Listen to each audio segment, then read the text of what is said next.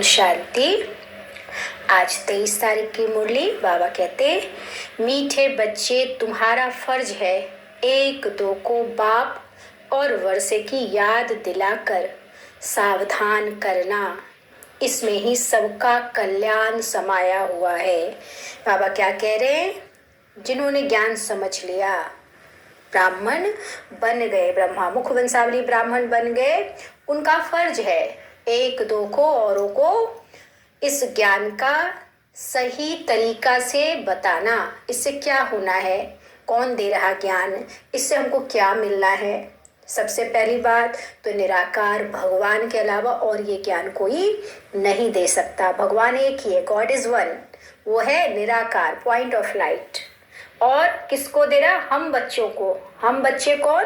हम भी आत्मा, उसकी संतान। हमारे शरीर को ज्ञान नहीं दे रहा, हमारी आत्मा को बाबा ज्ञान दे रहे हैं। फिर आत्मा में ही संस्कार बदलने हैं, आत्मा की ही सद्गति होनी है, आत्मा ही जाएगी अगले जन्म अच्छे संस्कार धारण करके सुखधाम में, यानी स्वर्ग में। भगवान आया, पिता आया तो बहुत अच्छी सौगात लेके आया ना, तो वो बाबा कहते बाप और वर्षे की याद दिलाकर सावधान करना है। इसी में सबका कल्याण समाया हुआ है। कैसे? सबकी सद्गति के लिए बाबा आया हुआ है। जिसको मुक्ति चाहिए उसे मुक्ति देगा, जिसे जीवन मुक्ति चाहिए उसे जीवन मुक्ति देगा। लेकिन जीवन मुक्ति के लिए बाबा के श्रीमत पर चलना होगा। जीवन मुक्ति यानी स्वर्ग। आज का प्रश्न है, बाबा कहते तुम बच्चे किस एक गुह्य राज को समझते हो जो कोई साइंसदान भी नहीं समझ सकते? उत्तर, तुम समझते हो कि आत्मा अति सूक्ष्म स्टार है, उसमें ही सब संस्कार भरे हुए हैं। वही शरीर द्वारा अपना पार्ट बजा रही है। शरीर जड़ है, आत्मा चैतन्य है। ऐसे ही फिर आत्मा भी स्टार है। शरीर जड़ है, आत्मा चैतन्य है, जीवित है। तो आत्मा क्या है? परमात्मा भी जैसा आत्मा वैसा ही परमात्मा, वो भी स्टार है। उसमें सारी नॉलेज है। किसमें? परमात्मा में। वह मनुष्य सृष्टि का बीज रूप है, सत है, चैतन्य है। वह कोई हजारों सूर्यों से तेजोमय नहीं है। यह गुह्य राज तुम बच्चे समझते हो। साइंसदान इन बातों को नहीं समझ सकते। तुम्हें सबको आत्मा और परमात्मा की पहचान पहले देनी है। हमें सबसे पहला ज्ञान क्या देना? आत्मा और परमात्मा का ज्ञान देना है। बाबा क्या कह रहे हैं? बाबा क्या कहते हैं कि आत्मा का ही पिता परमात्मा है, कोई शरीर का पिता नहीं है। इसीलिए ये बहुत अच्छे से हर आत्मा को समझना होगा। आज का गीत है माताओं, माता तू सबकी भाग्य विधाता। ओम शांति। बाप बच्चों प्रति कहे कि बच्चे स्वदर्शन चक्रधारी भव। यह बाप ने बच्चों को सावधानी दी। क्या सावधानी दी? स्व का दर्शन करो। तुम कौन थे, अभी कौन हो, आगे कौन होने वाले हो। ये है स्वदर्शन चक्रधारी बनना। जब अटेंशन होगा कि मैं खास आत्मा हूँ, मैं देवी देवता घराने की आत्मा हूँ, क्योंकि मेरा ही पार्ट था शुरू से लेकर अंत तक, इसीलिए बाबा मुझे मिला है और मुझे सद्गति के लिए मेरे संस्कार को बदल रहा है। तो हम स्व का दर्शन करते करते स्वदर्शन चक्रधारी बन जाएंगे, हमारे विकर्म भी विनाश होंगे। यह बाप ने बच्चों को सावधानी दी, बच्चों को भी एक दो को सावधानी देनी है। बाप को याद करने से झट वह नशा चढ़ जाता है। स्मृति दिलाने के लिए एक दो को सावधान करना है। जैसे आपस में मिलते हैं तो नमस्ते आदि करते हैं ना, परंतु उनसे कोई कल्याण नहीं होता। बाबा कह रहे कल्याण तब होगा जब तुम बच्चे एक दो को सावधानी देंगे। मिलते ही क्या हम लोग पहले बोलते हैं? ओम शांति, यानी मैं आत्मा शांत स्वरूप हूँ। जैसे ही बोला, हमें अपनी असलियत का पहचान हुआ और हमने दूसरों को भी कराया, तो हमारी आत्मा को क्या मिल जाता है? शक्ति मिल जाती है, बल मिल जाता है। इसलिए बाबा कहते हैं नमस्ते से तुम्हारा फायदा नहीं होगा, तुम ओम शांति करो या आत्मिक स्वरूप में एक दूसरे को देखो। मैं भी आत्मा बिंदी, सामने वाली मैं जिससे बात कर रही हूँ, जिससे कर्म व्यवहार में आई हूँ, वो भी बिंदी। तो उसको भी शक्ति मिलेगी और मुझात्मा को भी शक्ति बल मिलेगा। सुदर्शन चक्रधारी अक्षर में सब कुछ आ जाता है। बाप का परिचय, मर्तबे का परिचय, चक्र का भी परिचय आ गया। पिता कौन है सुदर्शन चक्रधारी में? बाबा कहते सब कुछ आ जाता है। तो मैं आत्मा बिंदी, मुझात्मा का पिता भी परमात्मा बिंदी। मर्तबा क्या मिलेगा? देवी देवता मिलेगा। और मैं सतयुग से फिर त्रेता द्वापर कलयुग में चक्कर लगाकर फिर वापस इस संगम युग पर आई हूँ और इस संगम युग से अब पुनः मुझे सतयुग में जाना है। तो बाबा कहते इसमें सब कुछ आ जाता, सुदर्शन चक्र में सब कुछ आ जाता। तो 1-2 को सावधानी देना पहला फर्ज है। याद कराने से खबरदार हो जाएंगे। घड़ी घड़ी 1-2 को सावधान करना है। बाप और वर्षे को याद करते रहो। सुदर्शन चक्रधारी हो, अपने को अशरीरी समझ अशरीरी बाप को याद करते हो।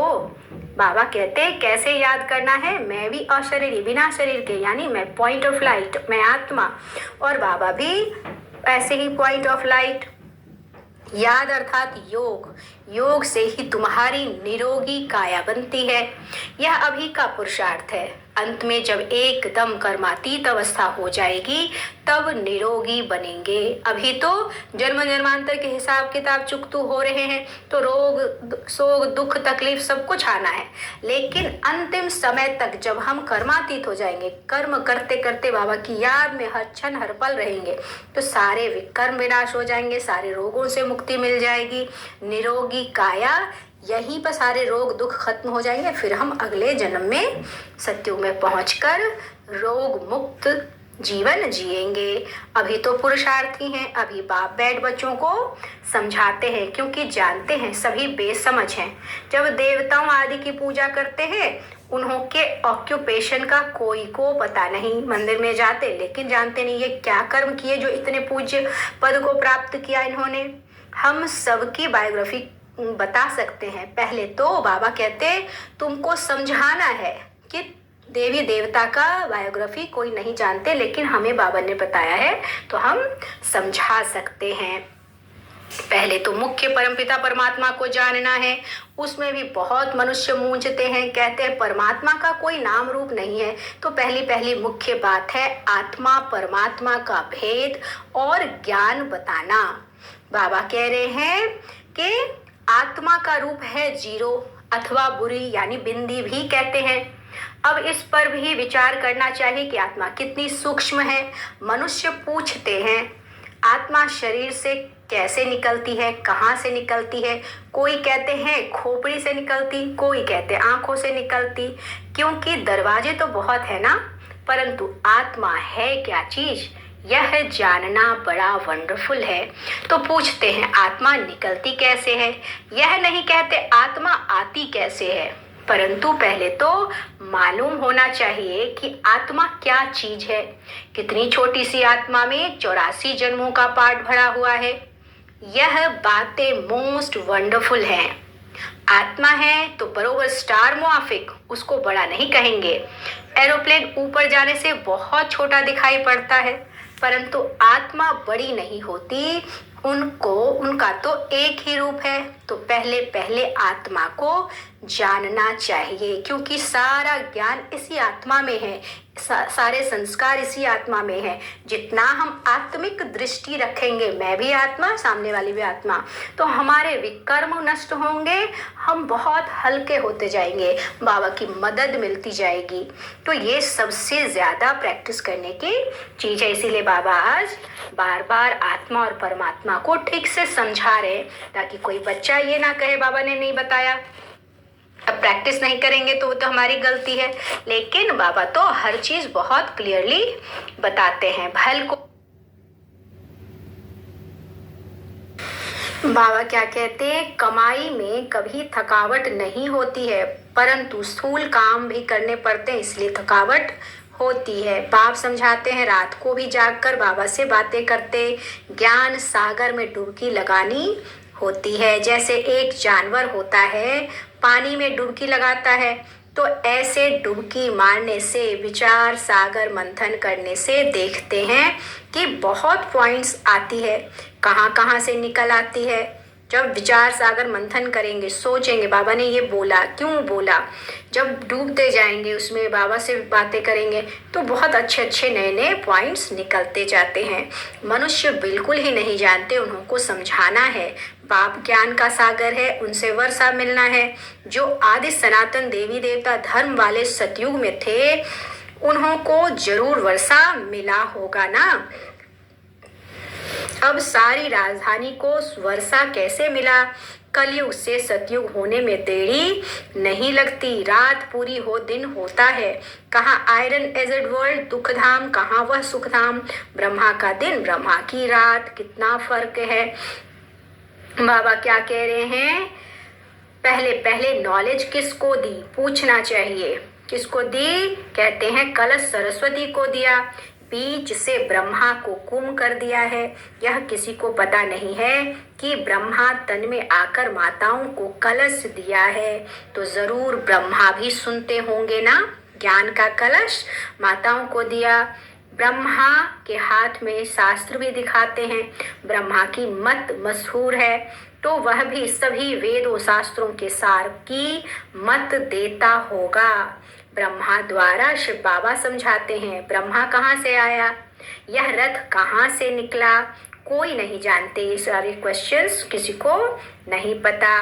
बाबा ने अभी बताया है जो तुम समझा सकते हो। हम क्या समझा सकते हैं? शिव बाबा जिस तन का आधार लेता है, क्योंकि बाबा तो निराकार है, वो जिस तन में आकर प्रवेश कर हमको ज्ञान सुनाता है, ज्ञान मुरली से हमारा अज्ञान अंधकार से हमें संस्कार परिवर्तन कर सुखधाम में ले जाने लायक बनाता है, वो तन ब्रह्मा का है। इसीलिए ब्रह्मा द्वारा स्थापना, विष्णु द्वारा पालना गाया जाता है। अच्छा, मीठे मीठे सिकिलधे बच्चों प्रति माता पिता बाप दादा का याद प्यार और गुड मॉर्निंग। रूहानी बाप की रूहानी बच्चों को नमस्ते। हम रूहानी बच्चों की रूहानी बाप दादा को नमस्ते बाबा, नमस्ते। शुक्रिया बाबा, शुक्रिया। वह धारणा के लिए मुख्य सार, पहला, रात को जागकर ज्ञान का विचार सागर मंथन करना है, ज्ञान सागर में डुबकी लगानी है, बाप को याद करते नींद को जीतने वाला बनना है।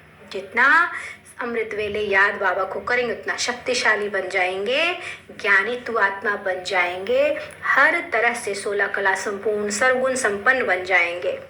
दूसरा पॉइंट, स्वदर्शन चक्र फिराते रहना है, आपस में बाप और वर्षे की याद दिलाते एक दो को सावधान कर उन्नति को पाना है। आज का वरदान है, स्वयं को संगम योगी समझ, व्यर्थ को समर्थ में परिवर्तन करने वाली समर्थ आत्मा भव।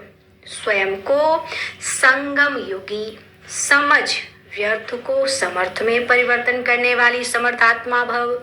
यह संगम युग समर्थ युग है, तो सदा यह स्मृति रखो कि हम समर्थ युग के वासी, समर्थ बाप के बच्चे, समर्थ आत्माएं हैं, तो व्यर्थ समाप्त हो जाएगा।